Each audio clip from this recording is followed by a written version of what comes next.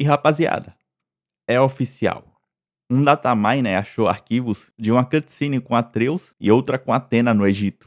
Esses arquivos estão dentro do God Ragnarok, então não é vazamento, é data mining, da mesma forma que foi feito com God 2018, que também foi achado arquivos que são referentes ao God Ragnarok, ao começo do jogo. Que graças a esse mesmo tipo de data mining, as pessoas já sabiam que o Atreus ia se tornar um urso, mesmo antes do jogo lançar, porque tinha esses arquivos no God 2018. Então vocês podem levar isso até como um spoiler se quiser, porque eles ainda podem utilizar isso no próximo jogo, cronologicamente falando, né? Ou pode ser tudo descartado, vai saber. Mas vamos lá. O arquivo em questão é apenas diálogo e ele tá aí na tela. Vendo desse jeito é meio difícil de interpretar, mas eu dei uma organizadinha aqui pra nós. E aqui está. Só lembrando que esse arquivo foi encontrado por um usuário do Reddit chamado de Damosse. E eu vou deixar o link aí na descrição da postagem. Tem muita gente teorizando lá o que pode ser. Mas vamos lá. O primeiro diálogo entre Atreus e um personagem chamado Mal. Começa com Atreus dizendo o seguinte.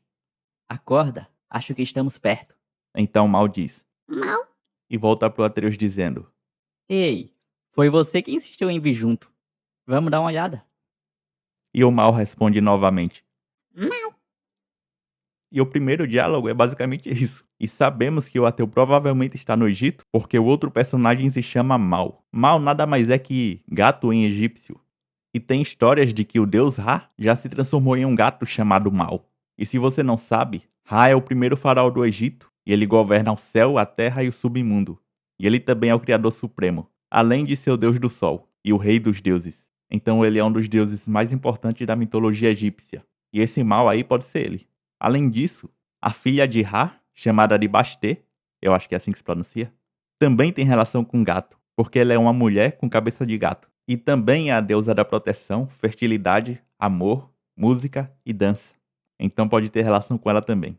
Mas, falando sobre a minha opinião, eu não acho que seja nenhum dos dois. Acho que é só um gato do Egito lá, que o Atreus consegue conversar com ele. Assim como ele faz com os outros animais, né? E vai ter alguma importância na história. Mas vamos seguir. Nesse segundo diálogo é onde as coisas ficam mais interessantes. Nele tem um personagem que é chamado de somente Figura Encapuzada. E o outro é a Athena. E esse diálogo começa com a figura encapuzada dizendo o seguinte. A cobra branca vai te devorar. Mas fala isso em grego. Então o diálogo segue com esse mesmo personagem falando em inglês agora. Um falhou conosco. Um nos rejeitou. Então a Athena fala logo em seguida. Nós temos um problema. As maiores suspeitas para essa cena é que esse personagem encapuzado seja a própria Athena, porque ela fala em grego, e a Athena é obviamente da Grécia. E aliás, essa figura encapuzada já apareceu antes. Temos a imagem dela. E tá aí na tela. Ela apareceu em vídeo de bastidores da Santa Mônica, junto ao concept de vários outros personagens. Então a ideia em teoria seria que esse personagem encapuzado seria chamado assim, porque a identidade dele não teria sido revelada, e quando se revelasse, finalmente seria chamado de Athena, da mesma forma que aconteceu com Baldur, que era chamado de O Estranho.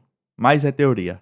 E em relação ao diálogo, que ela fala que a cobra branca vai te devorar, muitos podem pensar que está falando da Jormungandr, mas na mitologia egípcia tem outra cobra, que seria a Apophis. A Apophis é uma serpente divina gigantesca da mitologia egípcia. Ela simboliza o caos, a maldade e a destruição. E é dito que Apophis era a inimiga mortal do deus do sol, o Ra. E toda noite eles batalhavam no submundo, para garantir que o sol nasceria novamente. Então essa é a explicação na mitologia egípcia do porquê existe a noite. Como o Ra é o deus do sol, e ele vai para o submundo lutar contra Apophis, o Egito fica de noite, porque está sem o deus deles. E dizem também que quando o céu fica vermelho, é porque a Apophis está sangrando. Então, é um conceito bem louco.